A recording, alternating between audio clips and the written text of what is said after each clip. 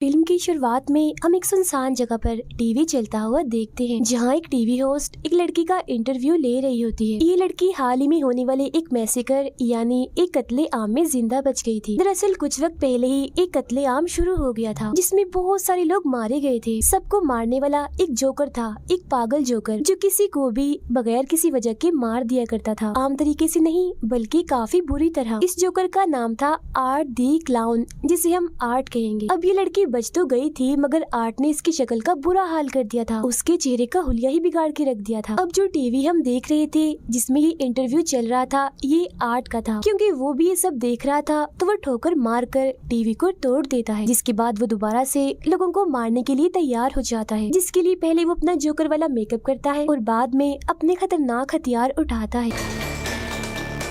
TV host interview के बाद अपने दोस्त से फोन पर बातें करने लगती है। वो बता रही थी कि जो लड़की आज आई थी वो बहुत ही बदसूरत थी, उसका ये कहना ही था, तभी उसे अपने पीछे हलचल होती हुई महसूस होती है। वो चेक करने जाती है लेकिन वहाँ पर कोई नहीं था। फिर तभी अचानक से वो इंटरव्यू वाली लड़की आती है और उस होस्ट की आंखों में उंगलियां घुसा कर उसकी आंखें फोड़ देती है। फिर वो उसके चेहरे का हुलिया बिगाड़ कर उसे जान से मार डालती है। उसने ऐसा इसीलिए किया था क्योंकि उस जोकर यानी आर्ट ने जब से उस पर हमला किया था तो वो बिल्कुल पागल हो गई थी। अब हम दो लड़कियों को देखते हैं जो एक दूसरे की काफी अच्छी दोस्त थी। इनमें एक लड़की का नाम तारा होता है। ये एक पार्टी से वापस लौट रही होती है और वो पार्टी थी हैलोवीन पार्टी। तो जाहिर है आज रात है हैलोवीन की रात। हैलोवीन दरअसल एक ऐसा त्योहार है जिसमें लोग अलग अलग तरह के कपड़े और मास्क लगा के फिरते हैं और आर्ट भी हैलोवीन पर ही निकलता है एक के बाद एक शिकार करने के लिए। जब ये दोनों बातें कर रही थी तो आर्ट भी इनके पास से गुजर रहा था, जिसकी नजर इन दोनों पर पड़ जाती है। उसे देख तारा की दोस्त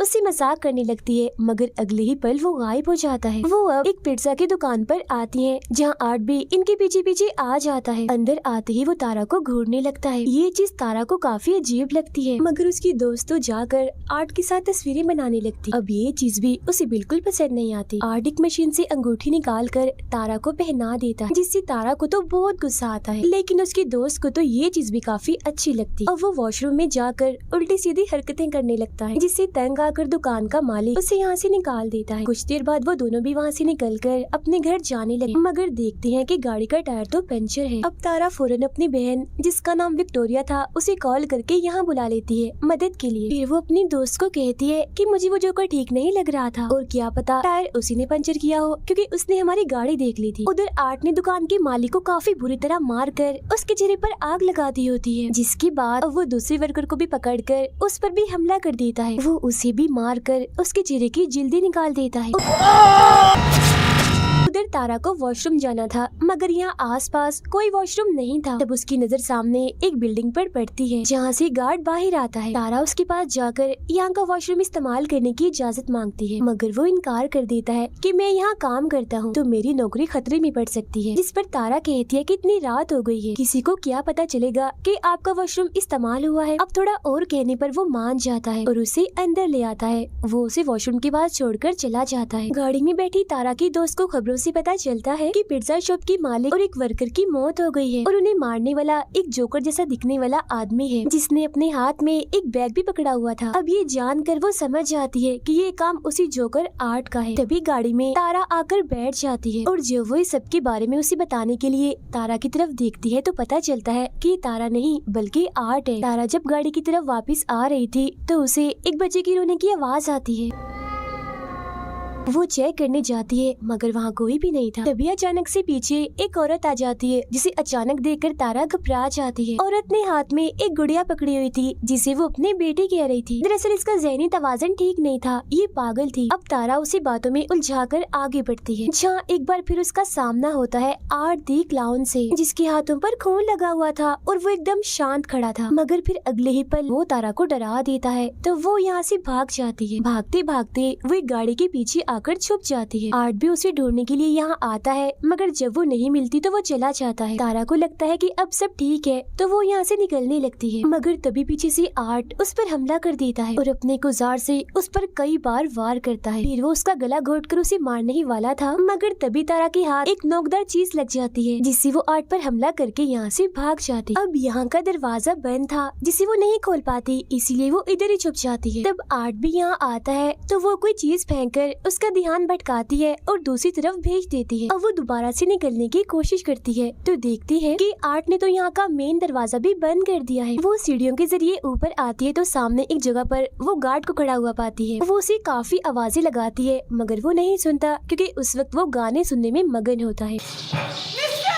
अब उसकी आवाज सुनकर आर्ट वहाँ आ जाता है और पीछे से उसे पकड़कर गले में इंजेक्शन लगाकर बेहोश कर देता है। अगले सीन में जब तारा को होश आती है तो वो खुद को एक कुर्सी पर बंधा हुआ पाती है। उसके मुंह पर भी टेप लगी हुई थी। उसके पास ही में आर्ट भी बैठा होता है और जब वो देखता है कि तारा को होश आ गई है तो वो उसे अपने हथियारों से डराने लगता है। फिर वो लाता है एक आरी और सामने का पर्दा हटाता है जहाँ उसने तारा की दोस्त को उल्टा लटकाया हुआ था, क्योंकि गाड़ी में जब वो उसके साथ आकर बैठा था तो उसने तभी उसे पकड़ लिया था। अब वो यहाँ बेरहमी की सारी हदें ही पार कर देता है। वो आरी से उसका पेट ही काट कर 2 हिस्सों में बांट देता है। अपनी दोस्त का इतना बुरा हाल देखकर तारा की तबीयत भी खराब होने लगती है, मगर फिर वो हिम्मत करती है और काफी कोशिश करने के बाद खुद को छुड़वा लेती है। वो उसी के हथियार से आर्ट पर हमला करके यहाँ से भाग जाती है। आर्ट भी उसके पीछे पीछे जाकर ढूंढने लगता है मगर वो पीछे से आकर एक बार फिर उस पर हमला कर देती है। वो उसे काफी देर तक मारती रहती है।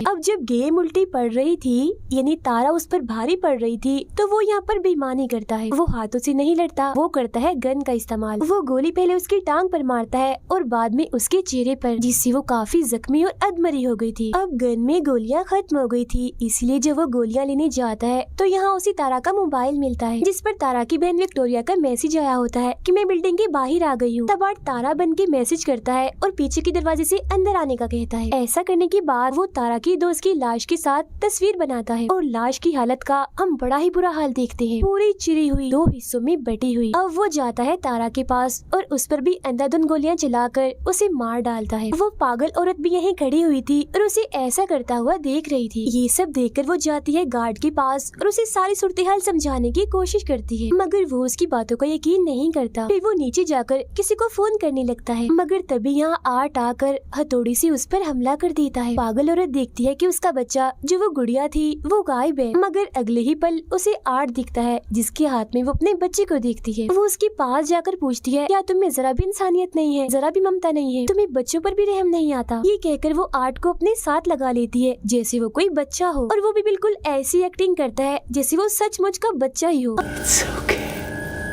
विक्टोरिया भी अंदर आ गई थी और वो तारा को फोन करती है तो बेल की आवाज जब अंदर से आती है तो वो वहाँ चेक करने जाती है। अंदर आकर तो उसके होश उड़ जाते हैं क्योंकि वहाँ वो तारा की दोस्त की कटी हुई लाश देखती है। तभी उसे एक लड़की की आवाज सुनाई देती है। विक्टोरिया समझती है कि ये तारा है, इसीलिए वो चेक करने जब नीचे जाती है तो वहाँ एक औरत को जमीन पर देखती है जो रेंग रही थी क्योंकि काफी जख्मी थी। वो तारा समझकर उसके पास जाती है, मगर तभी उसकी नजर वहाँ पड़ी उस पागल औरत पर जाती है। वो भी काफी जख्मी थी क्योंकि आर्ट ने उसके सीने और सर को काट के बुरा हाल कर दिया था। उसकी हालत बस मरने ही वाली थी। अब यहाँ सवाल ये आता है कि पागल औरत तो इधर ही है, तो ये कौन है जो विक्टोरिया के सामने पड़ी हुई है अपना सर नीचे करके? और फिर तभी हम जान पाते हैं कि ये और कोई नहीं बल्कि आर्ट है जो उसे अपने जाल में फंसाने के लिए यहाँ औरत का भेष बनाकर लेटा हुआ था। वो उस पर भी हमला कर देता है, मगर विक्टोरिया जैसे तैसे करके अपनी जान बचाकर यहाँ से निकल जाती है। वो ऊपर जाकर एक अलमारी में छुप जाती है। तभी यहाँ आर्ट भी आ जाता है जो ये जान चुका था कि वो अलमारी में छुपी है, मगर इससे पहले वो विक्टोरिया के साथ कुछ करता उसे हॉर्न की आवाज आती है जिसे चेक करने के लिए वो यहाँ से निकल जाता है। बाहर दरअसल आया था उस गार्ड का साथी जिसे अंदर आना था। वो कारपेट हटाता है तो वहाँ चाबी पड़ी हुई थी। तब दरवाजा खोलकर वो अंदर आ जाता है। वहाँ उसे खून के निशान दिखते हैं जो जाहिर है काफी अजीब था, मगर इससे पहले वो कुछ समझ पाता आर्ट पीछे से आकर एक नोकदार चीज से उसके सर पर वार कर देता है। फिर वो उसका गला काट कर धड़ से ही अलग कर देता है। विक्टोरिया यहाँ से निकलने की कोशिश करती है, मगर कोई भी फायदा नहीं होता। वो अपने सामने आर्ट को देखती है जो छोटे बच्चे की साइकिल चला रहा था, मगर अगले ही पल वो यहाँ से गायब हो जाता है और वो साइकिल वहीं पर गिर जाती है। वो उसे बचते हुए यहाँ से निकलने की कोशिश करती है, मगर पीछे से आर्ट आकर उस पर हमला कर देता है। वो शॉपर से उसका दम घोटकर मारने ही वाला था, मगर वो बच जाती है। फिर वो एक नोकदार चीज उठाकर आर्ट के पैर में मारती है और यहाँ से भाग जाती है। वो सीधा आती है अपनी बहन तारा के पास और उसका का इतना बुरा हाल देखकर टूट जाती है और रोने लगती है। वो अभी उधर बैठी ही थी कि तभी यहाँ आर्ट आकर उस पर हमला कर देता है। बार बार वार करके वो उसे काफी मारता है, मगर तभी पीछे से गार्ड आकर आर्ट को मारकर बेहोश कर देता है। जी हाँ, गार्ड, क्योंकि वो अभी जिंदा था। वो विक्टोरिया को लेकर एक कमरे में आता है और पुलिस को इस बारे में बताने लगता है। इस बीच वो देखता है कि विक्टोरिया की हालत काफी खराब है। वो उसे अब इमरजेंसी कमरे की तरफ ले जाने लगता है। तभी यहाँ आर्ट एक बार फिर से आकर गार्ड पर हमला कर देता है। वो पहले सिलेंडर से उसे मारता है और बाद में अपने पैर से उसका चेहरा ही कुचल देता है। अब घबराहट के आलम में विक्टोरिया एक लोहे की पाइप से ताला तोड़ने की कोशिश करती है जो आर्ट ने यहाँ पर लगाए थे। ताला टूट तो जाता है मगर इसका कोई फायदा नहीं था, क्योंकि आर्ट उसके काफी करीब आ गया था और फौरन ही उसे पकड़कर मारने लगता है। मगर तभी विक्टोरिया उसकी आंख में एक चीज घुसाकर यहाँ से भाग जाती है। वो भागकर एक गैराज में आती है, मगर आर्ट इधर भी पहुँच जाता है, लेकिन क्योंकि यहाँ ताला लगा हुआ था इसीलिए वो अंदर नहीं आ पाता। अब इतनी ही देर में पुलिस भी यहाँ पहुँच चुकी थी, लेकिन इससे पहले विक्टोरिया पुलिस के पास जाती आर्ट गाड़ी से गैराज का दरवाजा तोड़कर अंदर घुस आता है। अब क्योंकि वो गाड़ी से टकरा गई थी इसीलिए बेहोश होकर नीचे गिर जाती है। फिर जब तक पुलिस यहाँ आती है तो तब आर्ट विक्टोरिया का चेहरा नोच नोच कर खा रहा था। अब पुलिस आर्ट को सरेंडर यानी हथियार डालने का बोलती है, मगर वो अपने मुँह में गन रखकर खुद को ही गोली मार लेता है। अब पुलिस को पता चलता है कि विक्टोरिया मरी नहीं है, बल्कि अभी वो जिंदा है, बस काफी जख्मी है। इसके बाद सबकी लाशों को हॉस्पिटल ले जाया जाता है और जब डॉक्टर आर्ट की लाश को देखता है तो उसे काफी अजीब लग रहा था, क्योंकि मरने के बाद भी वो मुस्कुरा रहा था। तभी यहाँ बिजली खराब होने लगती है और आर्ट उठ जाता है, उस डॉक्टर को गले से पकड़ लेता है, क्योंकि वो मरा नहीं था बल्कि जिंदा था। इसका मतलब यही था कि अब वो लोगों को मारने का सिलसिला अब इस हॉस्पिटल से करेगा।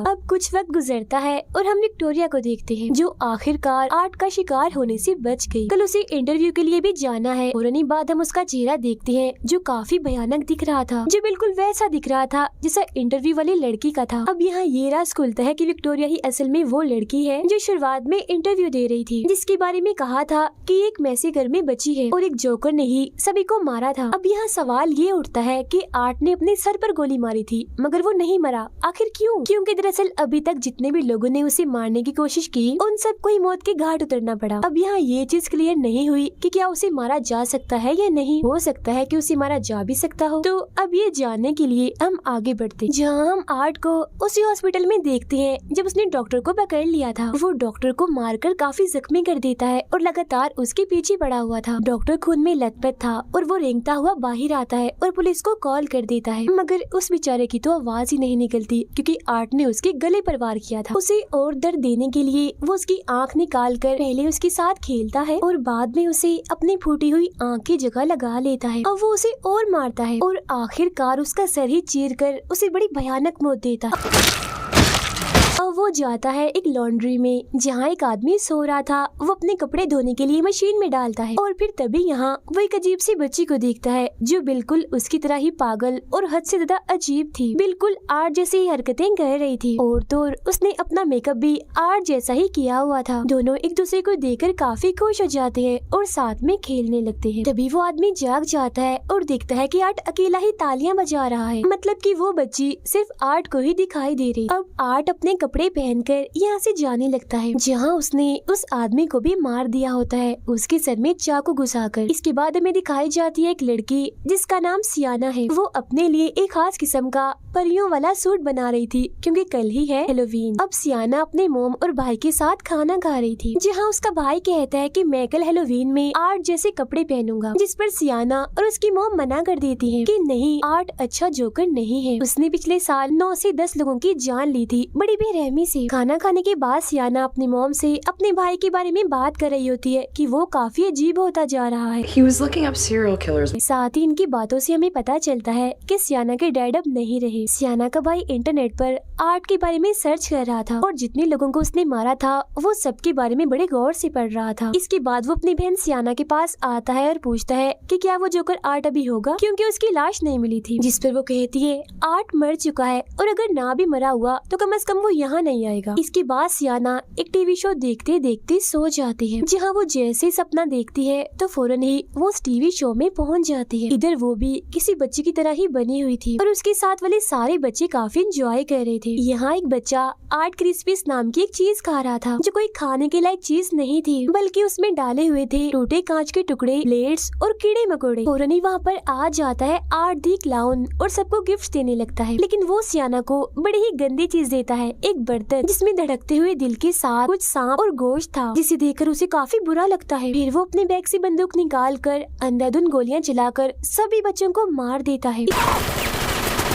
इस बीच सियाना भी जख्मी हो गई थी मगर जिंदा थी। वो आगे बढ़ती है तो आर्ट उस पर आग फेंकता है, तो वो एक बॉक्स में से तलवार निकालकर आगे कर देती है, जिससे आग उसका कुछ भी गाड़ नहीं पाती। असल में ये तलवार काफी ताकतवर थी, जो सियाना को उसके डैड ने दी थी। अब इतना भयानक सपना देखकर वो डरते हुए अचानक से जाग जाती है और देखती है कि सच में उसके सामने वाले टेबल और टीवी पर आग लग चुकी है। तब उसकी मॉम जल्दी से यहाँ आकर आग बुझाती है। सब कुछ नॉर्मल होता है तो सियाना की मॉम उससे पूछती है कि तुमने जलती हुई मोमबत्तियाँ टेबल पर क्यों छोड़ी, जिस पर वो कहती है, मॉम मैंने तो मोमबत्तियों को जलाया तक नहीं था। सियाना अपने कमरे में जाकर उस तलवार को देखती है, जहाँ वो बिल्कुल ठीक पड़ी थी, उसे कुछ भी नहीं हुआ था। उधर आर्ट हेलोवीन की तैयारी कर रहा था, मतलब वो तेजधार हथियार बना रहा था मैसेकर करने के लिए। वो अजीब बच्ची जो उसके साथ ही टीवी चलाती है और वही शो देखने लगती है जिसमें टीवी होस्ट विक्टोरिया का इंटरव्यू ले रही थी, जिसके बाद हमने देखा था कि आर्ट ने ठोकर मारकर टीवी तोड़ दिया था। तो यहाँ भी वो ऐसा ही करता है, क्योंकि ये वही सीन है। स्कूल में सियाना का भाई और उसके दोस्त एक मरे हुए चूहे को देख रहे थे। तभी यहाँ टीचर आती है और तीनों को डांटकर क्लास में जाने का कहती है। क्लास खत्म होने के बाद जब सियाना का भाई नीचे आता है तो वो अपने सामने पाता है आर्ट और उस अजीब बच्ची को, जो उस मरे हुए चूहे के साथ खेल रहे थे। उन्हें देखकर वो डरने लगता है। तभी उन दोनों की नजर भी उस पर पड़ जाती है, जो देख डरते हुए वो यहाँ से भागने लगता है। मगर रास्ते में ही एक टीचर उसे देख लेती है और वो उसे रोकने की कोशिश करती है, मगर वो नहीं रुकता। तब चेक करने के लिए वो टीचर जब अंदर जाती है तो जमीन पर मरे हुए चूहे को देखती है, जो देख उसे लगता है कि ये काम जरूर सियाना के भाई का ही है। सियाना को हम अपने दोस्तों से बातें करते हुए देखते हैं, जहाँ वो आर्ट की बातें कर रही थी और ये भी कि उस भयानक दिखने वाली विक्टोरिया ने टीवी होस्ट की आंखें फोड़ दी। अब ये सारी बातें सुनकर सियाना को काफी अजीब सा महसूस होने लगता है और वो यहाँ से उठकर चली जाती है। उसकी दोस्तें भी उसके पास आकर पूछती हैं कि आखिर बात क्या है, तुम इतनी घबराई हुई क्यों हो। जो सुन सियाना उन्हें अपने सपने के बारे में बताती है, साथ ही वो काफी डरी हुई भी थी। Candles burning.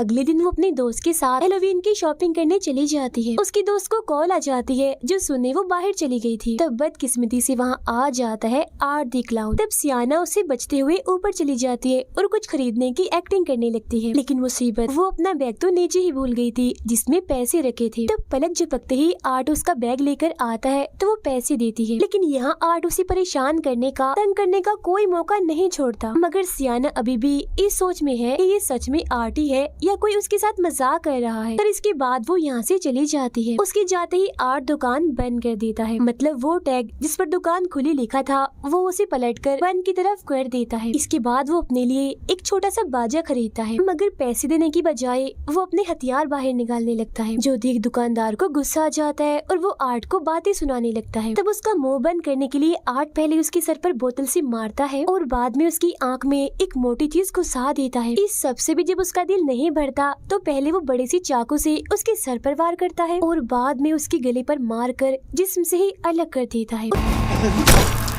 उधर सियाना जब घर आती है तो उसका भाई उसे आर्ट के बारे में बताता है कि आज मैंने उसे अपने स्कूल में देखा। वो सियाना को अपने डैड की एक किताब दिखाता है जिसमें उस बच्ची की खबर छिपी हुई थी कि 10 साल पहले ही उसकी मौत हो गई थी। उसमें आर्ट की ड्राइंग के अलावा उन सब की भी थी जो उस मैसेकर में मारे गए थे, और इन सब के अलावा एक लड़की की भी ड्राइंग थी जिसने परियों जैसे कपड़े पहने हुए थे और हाथ में आर्ट का सर पकड़ा हुआ था। उसका भाई सियाना को कहता है कि यही वो लड़की है जो आर्ट को मारेगी और मुझे यकीन है कि ये और कोई नहीं बल्कि आप ही हो। मगर सियाना उसकी बातों को यकीन नहीं करती। सियाना की दोस्त जब अपने घर से बाहर आती है तो अपने घर के सामने एक वैन खड़ी हुई देखती है जिसमें वही अजीब बच्ची बैठी हुई थी। उसे अजीब लगता है, इसीलिए वो दोबारा से अंदर आ जाती है। कुछ देर बाद आर्ट दरवाजे पर दस्तक देता है और सियाना की दोस्त के बाहर आने पर उससे कहता है कि हेलोवीन की खुशी में मुझे कुछ खाने को दो। वो कहती है कि खाने की चीजें सिर्फ बच्चों के लिए होती है, बड़ों को कुछ नहीं मिलता। ये कहकर वो दरवाजा बंद कर देती है। मगर जब दोबारा आर्ट दरवाजे पर दस्तक देता है तो तंग आकर वो उसे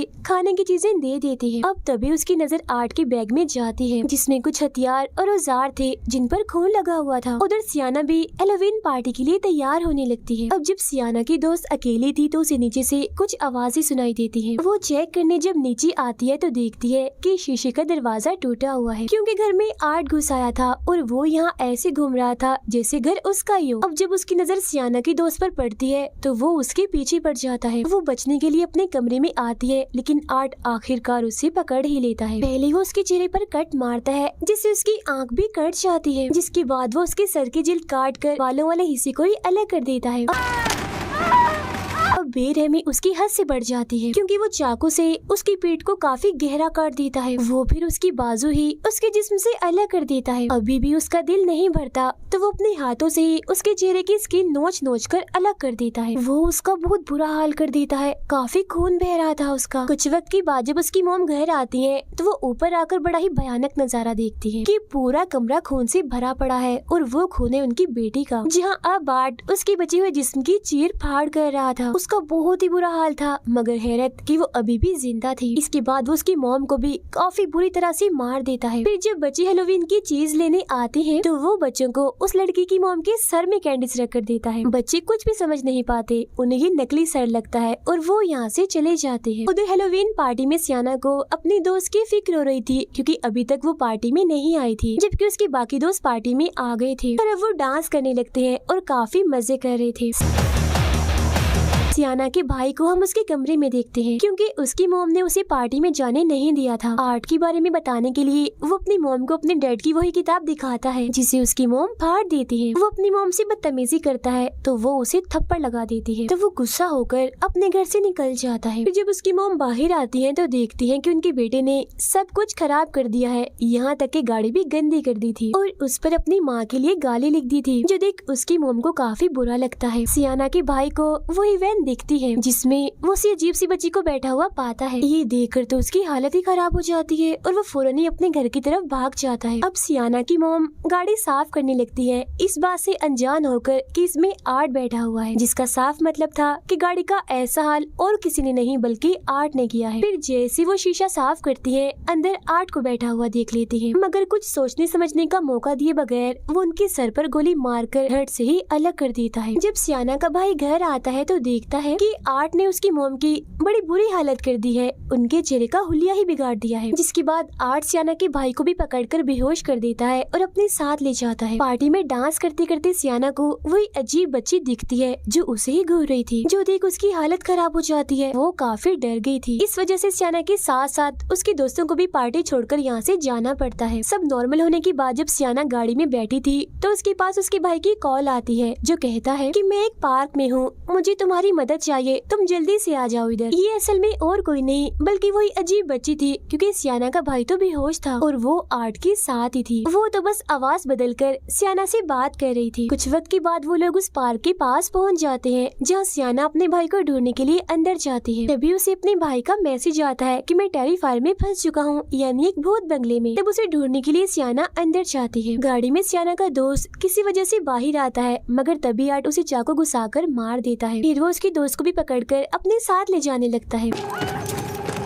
मगर वो आर्ट को टांग मारकर जैसी तैसी बच जाती है और यहाँ से भाग जाती है। भागते भागते वो एक ऐसे कमरे में जाती है जहाँ चारों तरफ दीवारों पर खून लगा हुआ था। तभी इधर आर्ट भी आ जाता है और उसके चेहरे पर तेजाब डाल देता है जिससे उसका सारा चेहरा जलकर झुलस जाता है। चेहरे का बुरा हाल हो जाता है। फिर वो अपने तेज कीलों वाले हथियार से बार बार उसे मारकर बची हुई कसर भी पूरी कर देता है और उसे भी बड़ी बेरहमी वाली मौत देता है। तभी यहाँ सियाना भी आ जाती है और अपने दोस्त की इतनी बुरी हालत देखकर काफी डर जाती है। इधर आर्ट भी खड़ा था मगर इससे पहले वो सियाना को मारता पीछे से आ जाता है उसका भाई, जिसे देखकर सियाना यहाँ से भागने का कहती है और फिर आर्ट की टांग में एक लकड़ी घुसा देती है मगर बेचारी की किस्मत खराब थी, वो उल्टा उसी से ही पिट जाती है। आर्ट उसे इधर उधर पटक पटक कर काफी मारता है। सियाना का भाई जब यहाँ से भाग रहा होता है तो तभी आर्ट उसे पकड़ लेता है और बुरी तरह उस पर वार करने लगता है। फौरन इधर सियाना आती है और कई बार आर्ट को मारकर उसे जख्मी कर देती है और अपने भाई को लेकर यहाँ से भाग जाती है। लेकिन आर्ट उनका पीछा करते करते यहाँ भी आ जाता है। वो एक बार फिर सियाना के भाई को कैंची वाली तलवार से पीटने लगता है। सियाना उसे बचाने की कोशिश तो करती है मगर खुद भी काफी पीट जाती है। उसके जिस्म के अलग अलग हिस्सों पर कट्स लग जाते हैं जिससे जाहिर है उसे काफी तकलीफ होती है, मगर किसी तरह दर्द बर्दाश्त करके वो आर्ट से उसका हथियार छीन लेती है। जहाँ अब बाजी पलट जाती है क्योंकि अब वो आर्ट को बुरी तरह मार रही थी। फिर वो उसके सर में एक पाइप घुसाकर बुरा हाल कर देती है, लेकिन अगले ही पल वो उठता है और सियाना को पकड़ लेता है। वो उसे मारने ही वाला था मगर सियाना का भाई उसकी गन निकालकर आर्ट को ही गोली मार देता है। तभी यहाँ वो बच्ची सियाना की मोम के रूप में आती है और उसकी आंखें बंद करके ये दिखाती है कि तुम्हारी मोम भी मारी गई है। जो देख सियाना की बची हुई हिम्मत भी खत्म होने लगती है। फिर वो देखती है कि उसका भाई यहाँ नहीं है। फिर वो अपने भाई को ढूंढती है तो पता चलता है कि आर्ट उसे एक अलग ही जगह पर ले आया। अब जैसे ही सियाना आर्ट के पास आती है तो वो उसे धक्का देकर नीचे बेसमेंट जैसी जगह पर गिरा देता है, लेकिन वो मरती नहीं, बच जाती है। तभी उसे नीचे एक जगह से कोई आवाज़ें लगाने लगता है। इतनी ही देर में आर्ट उसके बहुत ही पास आके खड़ा हो जाता है और उसी जादुई तलवार से जो उसके डैड ने उसे दी थी सियाना को मारकर नीचे गिरा देता है। अब की बार सियाना एक शो में आके गिरी थी मगर वो एक शीशे की बॉक्स में बंद थी जिसमें पानी भरा हुआ था। वो यहाँ से निकलने की काफी कोशिश करती है मगर नहीं निकल पाती और मर जाती है। उधर आर्ट सियाना के भाई को खाने लगता है मगर जैसे उसका भाई चिल्लाता है तो उस तलवार में एक जादुई रोशनी जलती है जिससे सियाना भी वापिस से जिंदा हो जाती है। जिसके बाद वो गुस्से में भरे उस बॉक्स से बाहर आकर अपने डैड की तलवार से आर्ट पर हमला कर देती है और उसका सर ही धड़ से अलग कर देती है। और अब आखिरकार जाकर उस पागल जोकर आर्ट की मौत हो जाती है जिससे वो दोनों भी खुश हो जाते हैं और सुकून की सांस लेते हैं। मगर तभी इधर वो अजीब सी बच्ची आती है और आर्ट का सर उठाकर ले जाती है। इसके बाद हम एक हॉस्पिटल का सीन देखते हैं जहाँ विक्टोरिया, जिसका चेहरा काफी भयानक था, वो एक जगह पर बैठी होती है। कुछ वक्त के बाद वो आर्ट की सर को पैदा करती है बच्चे की तरह और उसे चाटने लगती है। आवाजें सुनकर नर्स जब वहाँ आती है तो वो डर जाती है ये देखकर कि उसकी गोद में आर्ट का सर है। साथ ही विक्टोरिया इधर काफी डरावना हंसने लगती है जैसे अब आर्ट की आत्मा उसमें आ गई हो। इसी के साथ ही इस फिल्म के दोनों पार्ट्स यहीं पर ही खत्म हो जाते हैं।